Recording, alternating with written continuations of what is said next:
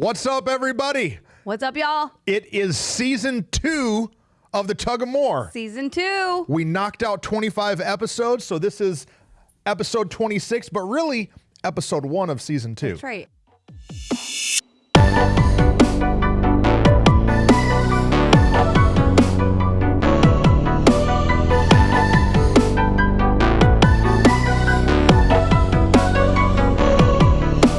Man, I'm really loving our conversation, Yeah. our dialogue. We have people reach out all the time and say that what we're talking about is really helping them in their life, in their family, in their business, especially in their ministry. Right. And so, man, the more that you guys are engaging with us and asking us questions or giving us input, the easier it is for us to keep creating content. The first season we spent talking about the tug and tension, the fight to get to more. We talked through all kinds of things like our emotional health, through how we can't be lazy, but how we also can't work too hard and have to find you rest. got to learn how to wait. We talked through, men and women in ministry. We did a whole bunch on that. We had Aaron and Rachel on and talked about how do you and I actually function in ministry together. Super good. So, man, it's been fun, but guess what? There's more. So now a new season. I'm excited. Yeah. And so what we'd love for you guys to do is like, tag, follow, share, comment, but most important, ask questions. Yeah. If you've got questions that you want us to answer, hit us up. You know, a lot of our episodes are based off of questions that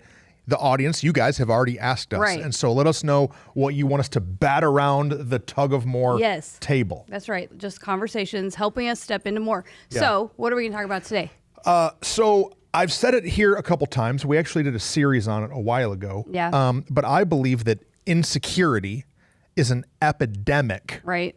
That's halting people from stepping into everything that God has for them. Absolutely. That because of these feelings of insecurity, inadequacy, I'm not good enough, I don't have what it takes, I'm not smart enough. Right. I don't have the knowledge, I don't have the experience, right. I don't have the wisdom.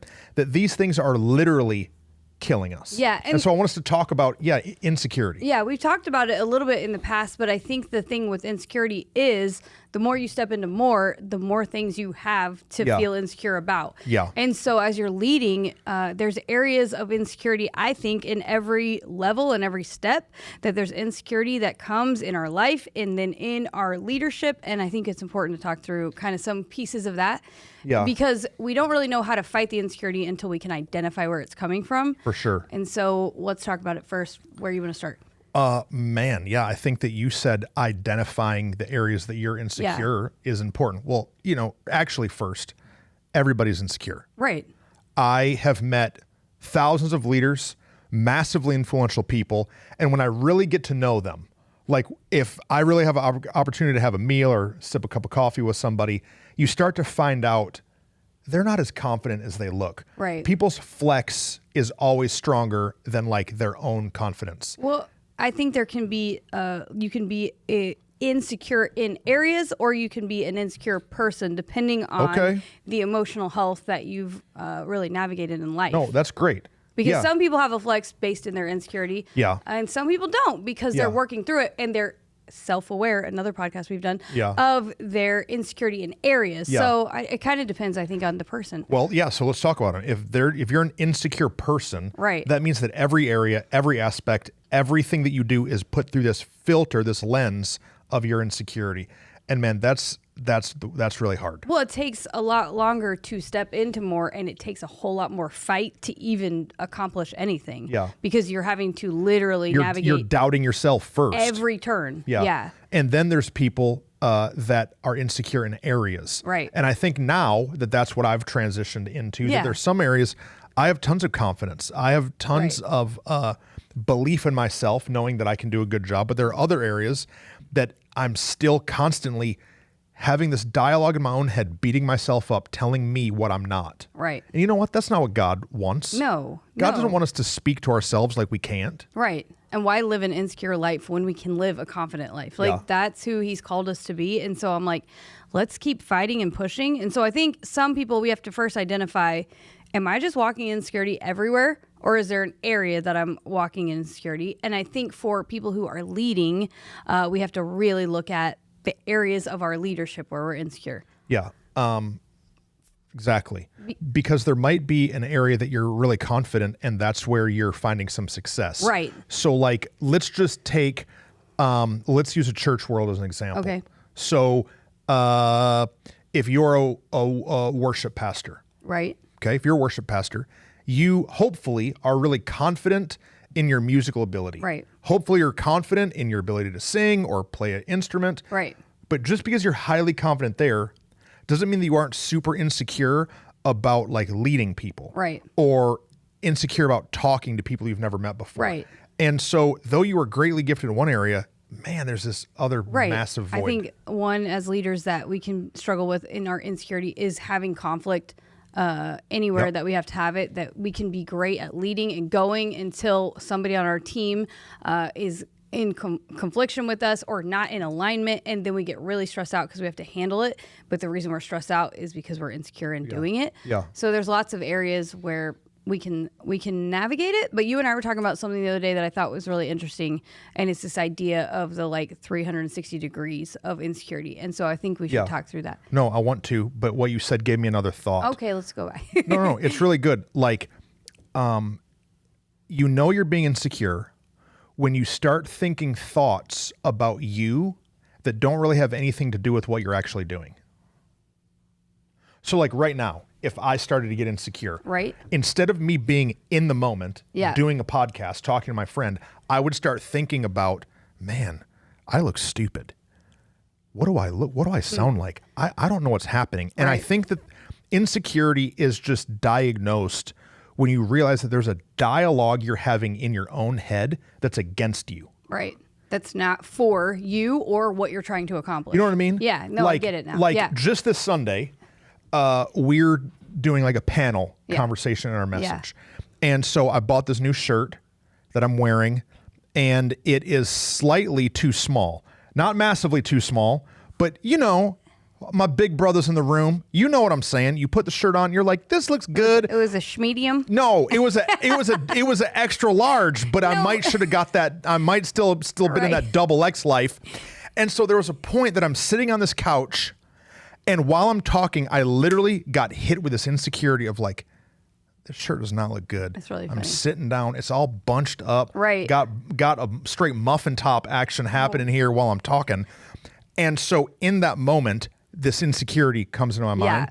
And when you feel that, you have to identify what it is. No, that's smart and good because it's distracting you from what you're doing. Yes. Which is actually it's stopping me from getting to more. Yeah, it's actually something you're really confident in. Right. The communication, the conversation, and then instead this thing is making you feel like you're not good enough in a moment. So now I'm up there tugging on my shirt. You know, I need a pillow, doing the whole thing. Because I've allowed this thought into my head to run around, blowing up my concentration, blowing up my focus. But that's a great piece of it, is that what happens in those moments is not only then are you halted, but the conversation, so what you're doing is halted, and then the people around you are halted. Right. Now, you, in this moment, clearly handled it well, but what can happen is you can get distracted and get off from even what you're talking about and all the things. And so then every person around you is affected. And I think that's something we don't identify in insecurity. We think insecurity only affects us. No. But it doesn't. No. It really affects everybody around us because we think it's a dialogue in our own head. What we don't understand is it makes us project or get distracted by, and then we hurt the people around us. Because your world, your sphere of influence needs you. Right. No, right. You're needed to keep doing what you're doing.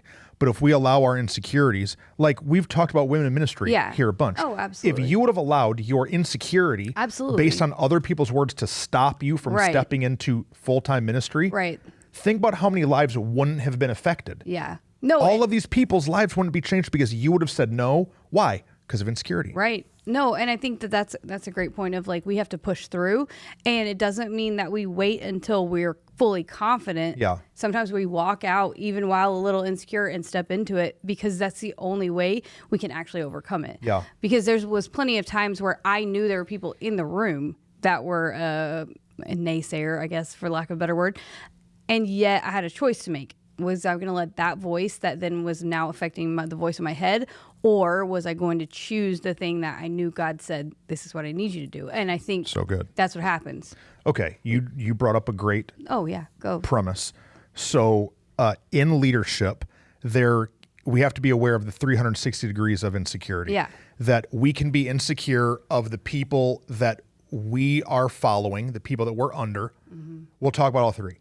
We get insecure about the person that's who's leading us. We can get insecure about our peers, people that are on our same level. And we can get insecure about the people that are following us. Right. And these are the ones for sure that are most affected by our insecurity coming out on the outside, because it's going to affect the way we treat all of those relationships. And then in turn, it affects the way we navigate all things in those relationships. Yeah. So which do you think is probably the biggest one people most struggle with? Man, I don't know. It depends a little bit on your personality. Yeah, that's what I think. Or like where you are in your season of life. Yeah. Like for me, as the lead pastor, the guy in charge of the organization, I don't as often rub elbows with the people that have direct leadership over me. Yeah. Now I have pastors and mentors and people I've submitted myself to. And so when I meet with them, I then intentionally put myself in that role. And yes, I'm a little insecure. Yeah. Like if I go and I talk to a pastor or a mentor about an area that I feel like I'm struggling in, there's definitely some insecurity. No, it's good. I think that depending on your stage of life, your season of life, and then maybe even the season of leadership. So as you step into more, you take a step. Here, you start wherever you start in that step. Maybe you're insecure right then with your peers, those that you are alongside, because you're like, am I going to be good enough, or am I going to be as good as those who are also leading the things? Do they think I belong here? Does my boss think they're better? Yes, right. What is that? Competition game? Man, that's hard. Or now I have new people to lead. Man, how am I going to do that? Am I good enough and qualified to do that? And then, we feel a whole new pressure from people above us because now I've said yes to this thing. So, man, I think let's start talking up. You want to go up first? Yeah. Okay. So if you're a leader, but you're insecure of the people who are over you. Okay. You get insecure around your boss. Yeah. What it does is it creates this feeling of confusion. So I can tell if people that are on our team that I'm leading, if they get nervous and secure when they're talking to me, because they start to hedge what they're saying. Right. Or they start to say things in a way that they're trying to prove to me that they know what they're talking about. Right. And so it turns into a lot of wasted time, into a lot of wasted words. Right. I'll walk into a meeting and there's like all of these words that get said, but it's really just a person who's a little bit insecure. Right. And so they're trying to prove themselves. Right. Or that they have something to say, or what they have to say is valid. Right. Like I've shared before that when we first started working together and I would be like going to be speaking or having a sermon or whatever and coming to you about what I was going to talk about, there was insecurity there and it was halting me in those moments. But it doesn't always, it's not always in these identifiable, like, that's a place you should maybe feel insecure. If you haven't yet communicated a bunch and now you're doing something new and big and different, but there can be insecurity just based in just who you are as a person with your boss. And I think that can come from lots of different places. It can come from who has been your boss before. It can come from words that have been spoken over you in the past. And then it can come from your own self-doubt.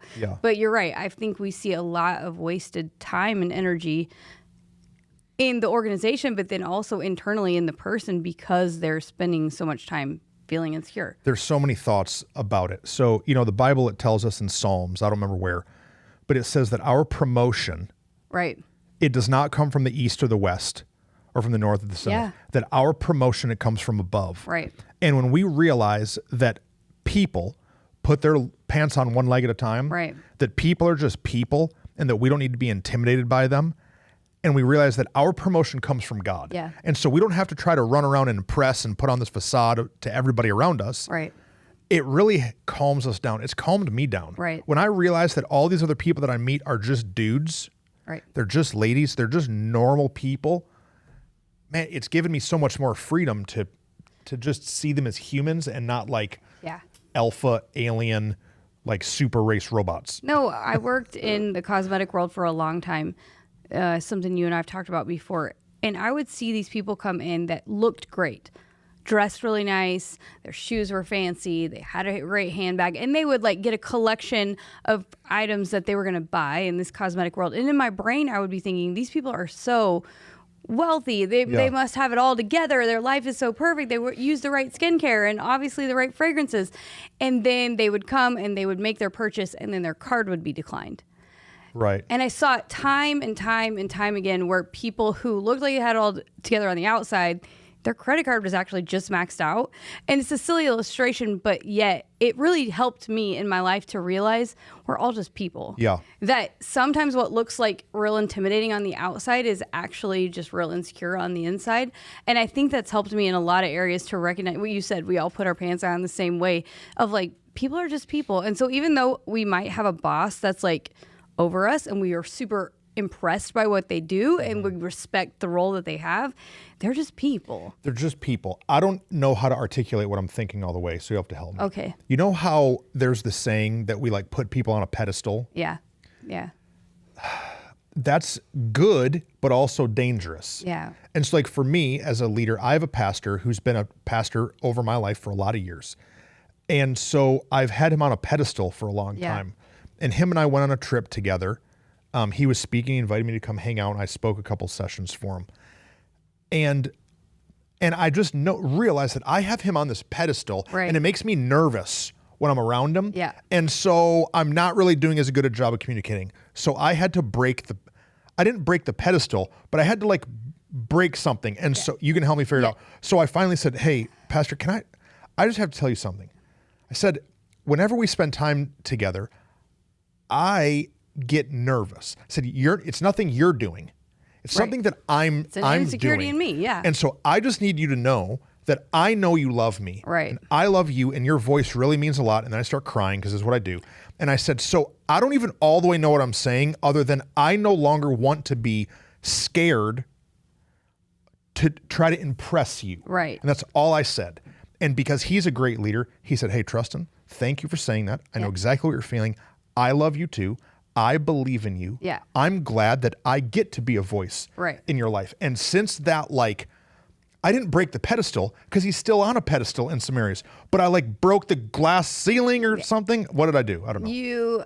You are talking about two different things. You honor and respect who he is. Yeah. But putting someone on a pedestal promotes them higher than the human person that they are. Yeah. So being on a pedestal is like what they did back in Greek mythology of the like Greek gods. Yeah, throwing Zeus up on a they're marble. Not gods. They're just people. Yeah. And so the really painful, traumatic thing of that is when we put people on a pedestal and they fail us. Yeah. Then we question all kinds of things we believe and even the things they taught us. But the truth is, we're all people doing our best. Yeah. Some people are further along in their journey. Some people have more knowledge to share or wisdom to give. And so you have honor and respect. Yeah. But that's why a pedestal is dangerous. It's dangerous when we put our parents on a pedestal. Yep. Because our mom's just a lady and our dad's just a dude. Yep. And they're like doing their best, right? Yep.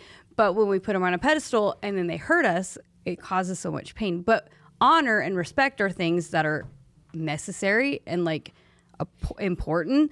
But yes. So what you did was you honored him still with your words. Yeah. And then you spoke out the insecurity. Yeah. It's the same I shared before when I was trying to talk with you and you were helping me learn how to communicate. I had to finally say to you, I'm just freaking out. Yeah. It's just what it is. I'm nervous to talk to you about this thing that you're I'm afraid good at. You're going to think I'm an idiot, that I can't form sentences properly, that I didn't come up with the right storyline. And same, I knew that you love me and were for me and all these things, but I had to say it. And that's really what broke the... And so the takeaway is if you're insecure when you're talking to your leader or insecure when you're around that person, maybe it's time to just have a conversation and tell them like, hey, I really respect you. Right. I'm glad that you're in my life. Right. I know I get kind of weird or don't know what to say or I kind of turn into this other person. And so forgive me for doing that.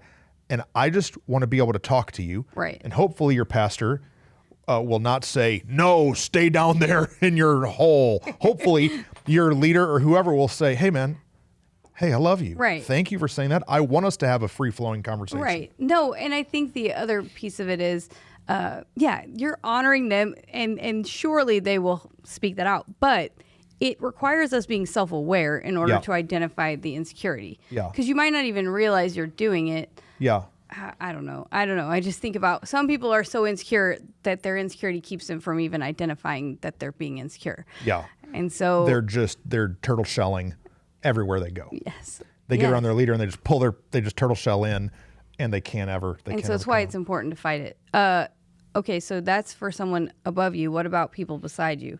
Well, I think that we get insecure of our peers because we're afraid that they are going to look more valuable than us to other people. Yeah. To our bosses. Mm-hmm. And so we get into arm wrestling matches with people, right? We get into these like conflict things that are really nothing, but it's really because we want to vie for the attention of the person that we're following. Or the competition. Or God, or mom and dad. Right. No, somebody. I think it's that. The competition of like something as a woman that I feel is a struggle with the women in ministry, but really women in leadership, is the whole idea that there's like only one spot, like there's the token female spot. And so even though we're doing our best at Living Church to like bust all that, it feels like there's a lot of competition with women because it feels like, well, if she's the one, then I can't be the one. And I wonder if that kind of actually fleshes out across the board everywhere. Is like, if they're the one, then how can I be the one? Instead of identifying that like God has enough for all of us. Yeah. But I think we get in competition because we want approval or we want the spot, whatever that even means. Like, I know like if you're in a business together and you both own like a, I don't even know, a TV repair company, then you want to be the what is this, 1993? I don't know. I couldn't think of anything. TV repair the TV company. repair guy that like you want to be the air conditioner man, whatever. You want to be the number one in the phone book. See, this is how old I am. And so we compete like that. I don't know what happened to my brain. If you have a churn and butter company. Guys. It's a Monday and a 4:30 on a Monday, I get so it. my brain is not doing it. There's a contest. There's a competition. You're trying to be the best. If we're in church world, we're trying to grow a great church. Now, we say, as pastors, we're not in competition. It's all about the kingdom and all those things. But in our humanness, we want to be doing as good, at least, as the next guy next to us. Those things creep in for sure. Yeah, and so we have to fight that. And so, whatever our business is, we want to be the best. And I think that just starts from kindergarten. Like, you want to be the line leader. Yeah. Or you want to be and there was only one, at least in my kindergarten class, the teacher would rotate the jobs of the day. Yeah. And the job I always wanted, there was only one of them. So like you just start, you want to be the one. For guys, I don't know. I mean, maybe some of that. I don't know if for me it's ever been there's only one spot. You know what I mean? Yeah, but don't you think? I think with leaders that you wanted to be their number two guy, like their right hand guy. Yeah, if you want to be, if you're motivated for more, then you want to always be the right hand. I mean, this is literally what happened with the disciples. Right. They literally start arguing with Jesus about when in heaven, who's going to sit at the right hand of the Father. Exactly. So this is an argument that's happened with men throughout all of time. Yeah. I think that, so that might be the biggest point. I think with guys, though, there's this competitiveness that we always want to be the hitter. We always want to be the alpha. We want to be the pass me the ball as the clock is counting down. Put me in, and coach. I'm going to make the shot. Yeah. We want to be that guy. And so what happens when there's somebody else who wins, there's this feeling of I just lost.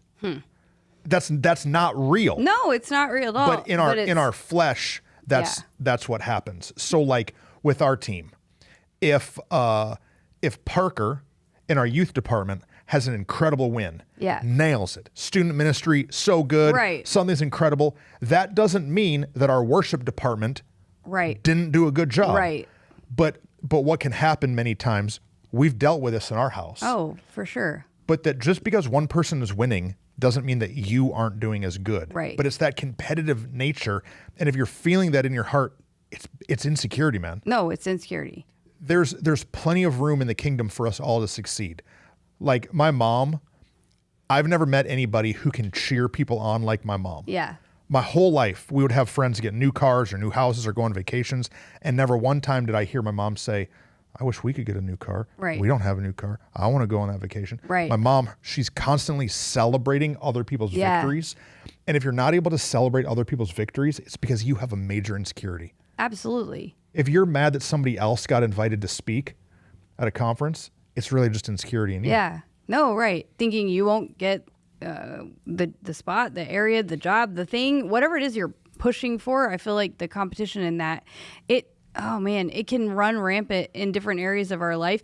And it probably is ingrained in us from when we're young. Like the winner of the spelling bee, there's one winner. Like I know nowadays we joke that everybody gets a trophy, but the fact of the matter is there is first place. And and there's grades. They post your grades on the wall and, GPA averages and all of these things. And so there is this drive to win. And sometimes we just don't like the winner. My wife is real pretty. Yeah.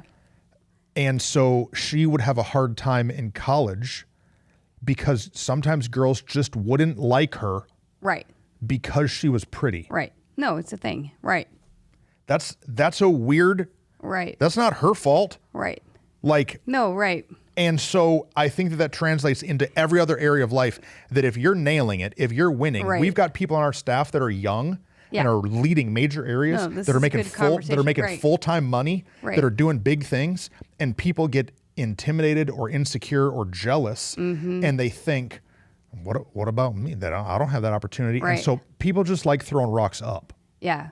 And so, maybe if you think you're in competition with your peers, maybe they're not even your peers. Right. They view you as someone who's above you, and so they're just trying to pull you down to their level. No, it's true. Because they're a hater. No, that's a great... Forget them. Yeah, forget about it. But you can't, because you might work together and you're on the same team. And so we've got to learn to navigate those insecurities. You have to fight through it. No, I mean, we've talked about it before even in season 1 where we talked through with Aaron and Rachel and you and I that we've had to have conversations to combat any possible negative or insecure voices that could have come in to stress us out in these relationships. And I think that's the other piece, like what you said with the boss, somebody over you. The same is true for somebody next to you, but then you have to recognize that they may or may not also respond the way you want them to. So it's fine to say, hey, I don't want to be in competition. Let's be friends. Let's do this together, whatever it is. And maybe they will, and maybe they won't. And that's just what it is. No, it's really good. I've still got a lot of thoughts. Keep going then. I don't know. Why? I don't. It's so easy. It's so easy to let all these little things creep in about what we aren't or what somebody else thinks that we are. So for you and I, when we first started working together, we may have talked about this before. I am not the best speller in the world. Right. I think there's a bunch of reasons that contribute to that. I've gotten better. I've worked on it a bunch, but because of other people previously in my life, that was a big insecurity for me. And so when we started first working together, I would always want to get up on the whiteboard and write things out and kind of get my thoughts out. But I wouldn't because I was insecure that I might spell the word wrong. Right. And then finally you were like, hey, it's okay. Yeah. I don't care. I don't care. You're smart in all these other areas. And if you spell this word wrong, I'm not going to laugh at you. Or think you're dumb or all kinds of things. Yeah. And so we just have to identify the areas that we just are not naturally good at. Yeah, I was going to say And if we can just get over those, now I'm leading in rooms, writing on whiteboards constantly, spelling words wrong all the time. I just text one of our guys today and spelled his name wrong. You text your best friend and spell his name. All the time I spell Aaron's name Arron. I still do it. I don't know why. I'm not dyslexic. I don't think. I don't know. Sometimes it just comes out wrong. But I've had to just realize it doesn't matter. It doesn't matter, man. Right. And maybe it does matter. It does matter to spell words wrong. It's not a good thing, but I'm not going to let it hold me back. Oh, there it is. Yeah. Right. So it doesn't matter. It's still a weakness, but screw it. Right. I'm not going to be perfect before I step into it. That's what I was going to say. If we flesh out, we talk it backwards. What would have happened if I would have just never said anything, or I would have laughed at you? What would have happened if you wouldn't have fought through the insecurity, whatever piece of it. Think about how much of our last 5 years would be hindered and totally shifted. Tons. So much of it if we wouldn't have just fought through a silly insecurity, right? Yeah, that one little thing. Think about how many things you and I have brainstormed together and written, how many times I spend with a marker in my hand at a whiteboard. This podcast wouldn't exist. It literally wouldn't exist because I was up on a whiteboard writing ideas of the name down of Tug of War, and we would have not got to where we are had I not gotten over that insecurity, but had I not also had somebody who didn't laugh at me. Yeah. And so, if you're on a team, you have to allow other people's weaknesses to exist and not laugh at them. Correct. No, true, because we are all people. Because you've got one too. Right. When I look back at the people that laughed and made comments about my spelling,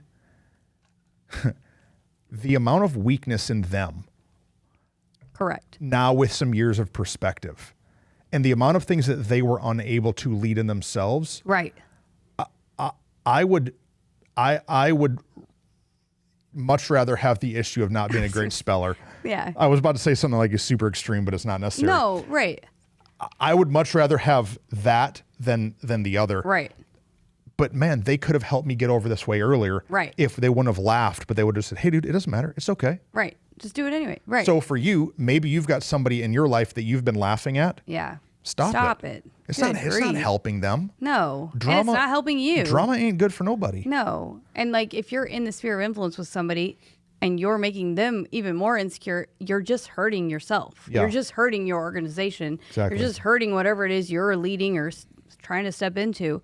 And yeah, when I look at it that way, I'm like, man, there's so many people who try to go where they're trying to go, but because of their own insecurities, they can't just come together. Instead, they're just pulling each other apart. So there's spelling, there's what you look like. Yeah. There's your ability to be a public speaker. Yeah. There's how much money you have or don't have. Oh, bless you. I got to sneeze. Well, but you didn't. I'm trying to, but my back hurts. Oh, gosh. Do you ever have a sneeze? Do you ever have a sneeze that's coming, but then like you can't because you got like a tight muscle and then it just won't come out? No, I just sneeze real hard and loud. When I used to have eating problems, I used to eat too much food. I still every once in a while eat too much food. There'd be times that I would eat so much food, and if I had to sneeze, I couldn't because like my body could not take in any more. Oh my word! Any more material of any kind, including oxygen, and so I'd be like, and then like my body would be like, "You're about to explode," and I couldn't sneeze. Had you not walked through and dealt with some of your insecurity, you probably could have just told that story. Yeah. Okay. So spelling, what we look like, what else? No. What are some other public speaking? What are some other things that are literally hindering people from stepping into education? No, right. Their gender, their family that they grew up in, how much money they do or don't have, how much experience they have in an area. It's just even some to your own personality. Like you feel like your personality is not as good as some other personality trait. Like that's like, no, we're all made to be who we're made to be because of what we're called to do. Where you currently are. Yeah. Is an insecurity. Like for us, Living Church is not what I want it to be yet as an organization. And so that can cause insecurity of me to think I can't do this because I'm not ready because I have to do this. No, shut up, Trustin. Right. Do the thing that God called you to do. That's the thing we argue about, I think, the most is that like we are not where we want to be, but we're better than we were. And so we have to stop, like, when I say argue, like, we help each other in the, like, don't be insecure about that because we're doing better than we were 5 minutes ago. And, like... Yeah, we just had this conversation today. I got insecure. I'm not the best on social media. I don't comment. Right. I don't post the most. Right. And so there's this guy that I love. I have, like, man crush on. Yeah. And I'm like, man, I wish I could figure out if I could just do my personal social media like he does it. And so we were talking and we got on. I pulled it up and I said, well, number one... If you had his social media, this guy doesn't look like a very nice dude. Right. And I don't know that you want to come across that way. And you go on and you look and there's like no engagement. No. No one's commenting. No one's. So like. That was your own insecurity you created in your head because in your mind, this guy is doing something bigger, better than you. Why? Yeah. Because you think that his highlight reel looks because he spends more time he spends more time manicuring his highlight reel. Right. Yeah. And so the truth is, go. Okay, insecurity and leadership. We get insecure. What? I'm not cutting you off. No, it's fine. It's just I'm saying. Bailey said yes, I am. You sorry. Well, tell me. I'm insecure. What did I do? I'm sorry. I apologize. I'm just saying this is what we do. It's what we all do. Yeah. We're insecure about things that aren't actually real. We build them up in our head and we're comparing to highlight reels. We don't know. So these kids that serve in our church, who are young, who are doing great and mighty things, they have people who are haters and are insecure against them because they think, oh, they just got this position.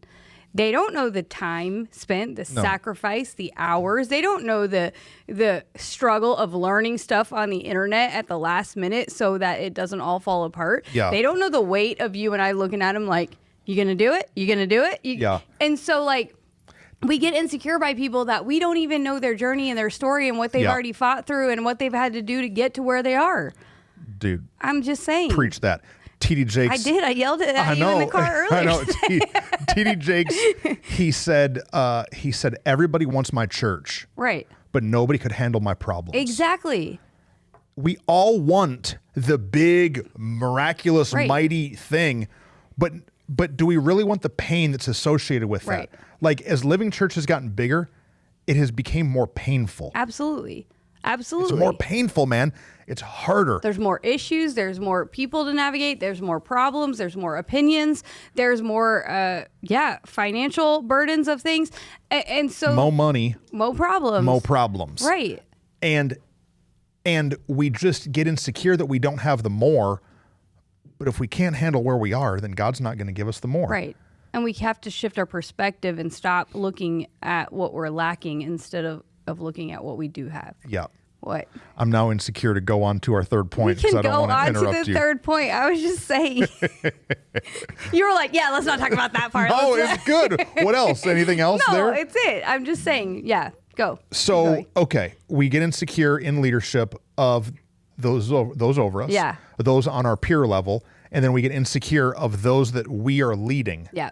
Which sounds weird. Right. If you're in charge, if you're the person who's making the decision, who's leading the meeting, why are we insecure down? Lots of reasons. I think that one of them is we get insecure because we think that they are going to steal some of our shimmer. We get insecure that one of these people that I'm leading is actually going to be better at it than me, and that if I let them thrive, I'm going to get replaced. I'm not going to be as valuable.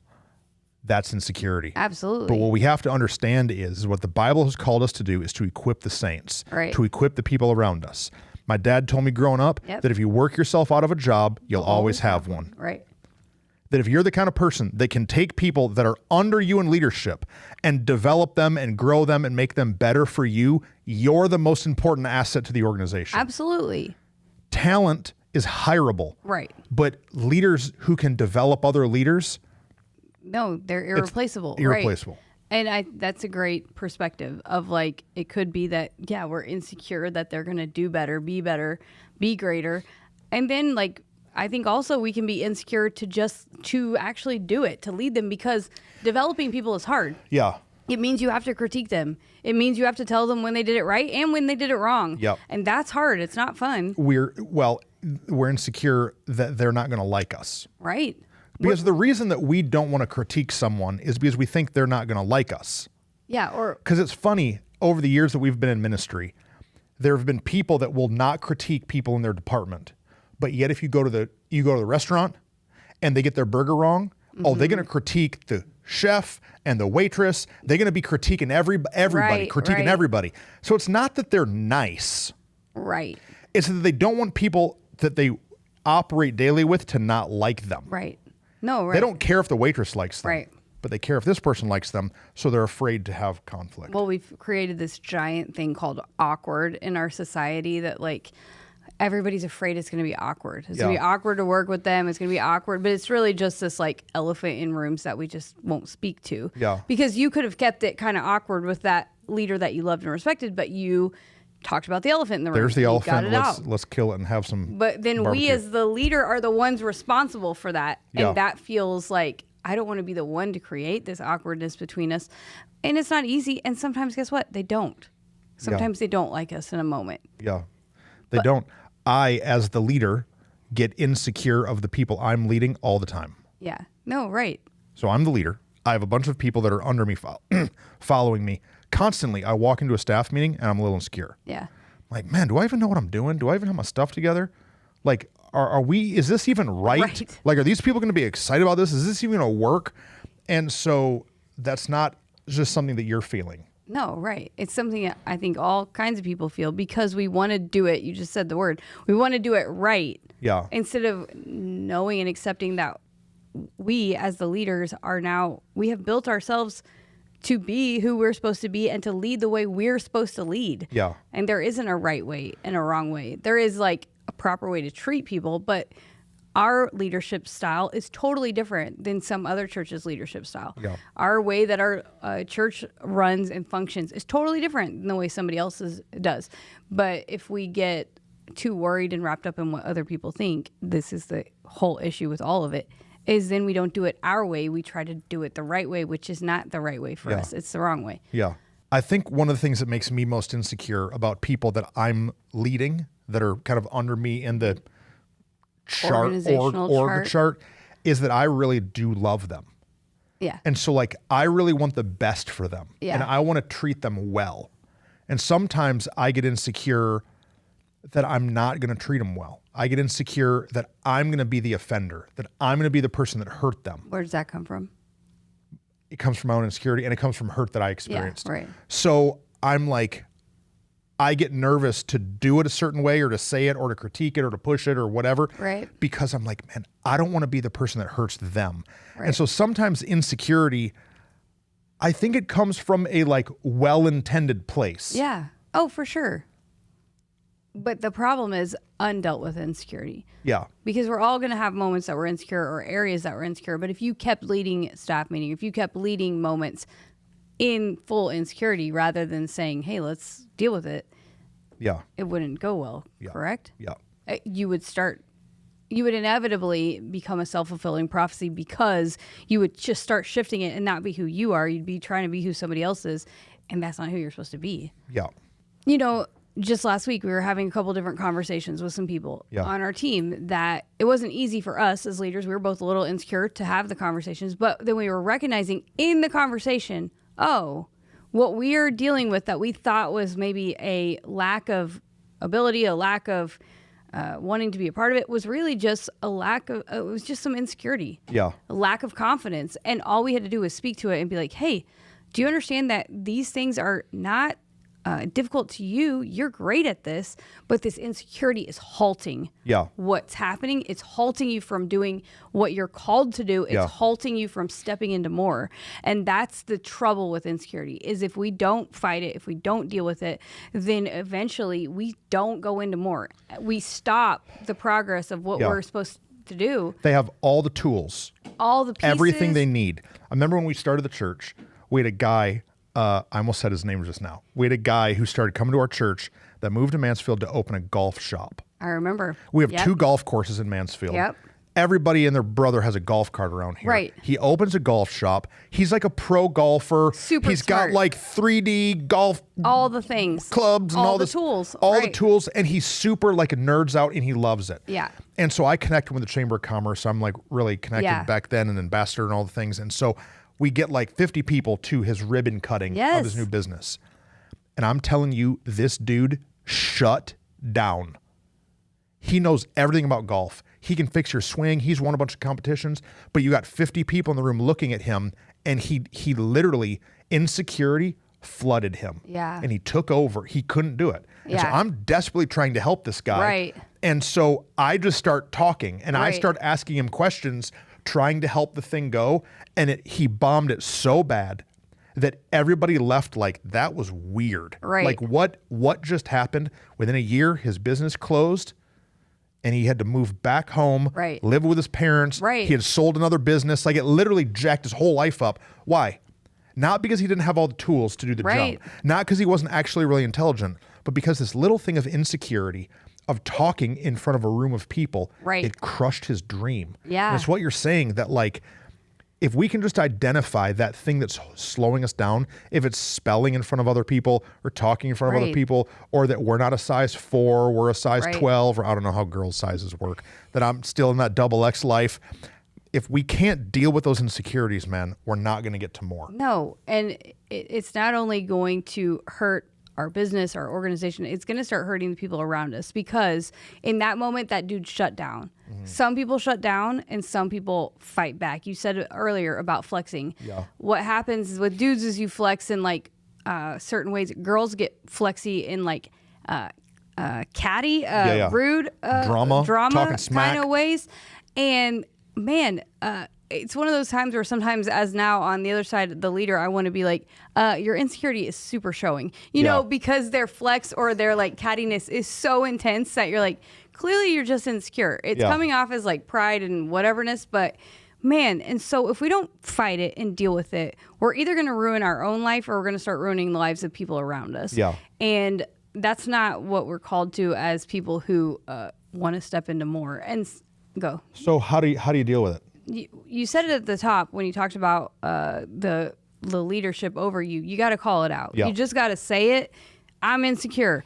That takes a lot of humility, which not everybody has. Yeah. But you can grow humility. You can. You just start it through talking. Even if you just have to say it to one person. Yeah. Maybe it's a spouse I don't or a know what I'm close doing. friend. I get insecure. Yeah. I feel like I don't have what it takes. Yes. And that's the gift of what we were able to step into just even 5 years ago, where it was like, if we didn't just say, hey, here's some stuff we're insecure about, but let's just go anyway. Yeah. We would have, this whole organization would have shut down. For sure. And so you've got to grab somebody around you and say, hey, I'm insecure, but I'm going to start anyway. I'm going to go anyway. I'm going to make the jump. I'm going to do it. What people want to do is they want to wait until it's perfect. Right.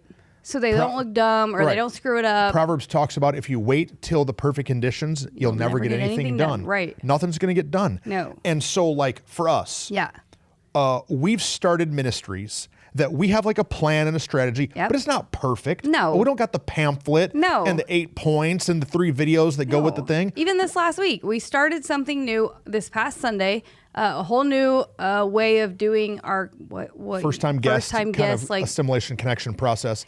And it wasn't great, but it's better than what we had. Right. And it wasn't perfect. And we got massive fruit. Absolutely. And next time, it's going to be way better. Yes. And what we could have done is kept saying, no, let's wait. And then 3 months go by.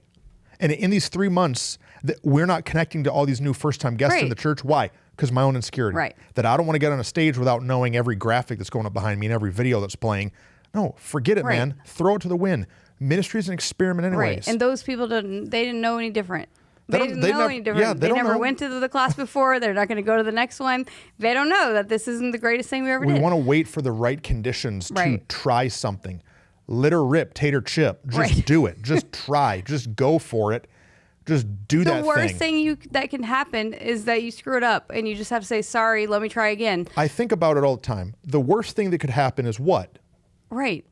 My wife's not going to leave me. Right. Your friends are not going to abandon you. Yeah. Like maybe half the church leaves, which is absurd. That's really extreme. Well, that actually already happened in coronavirus. Yeah. And guess what? I'm still here, devil. And so like we just try. No, just don't do let it. insecurity hold you back. Rip it out. Do it. Squish that thing. Yep. Season 2, episode 1. Season 2, episode 1 in the books. Like, comment, tag, share, follow, comment. Hit us with your questions. Be confident. Love y'all.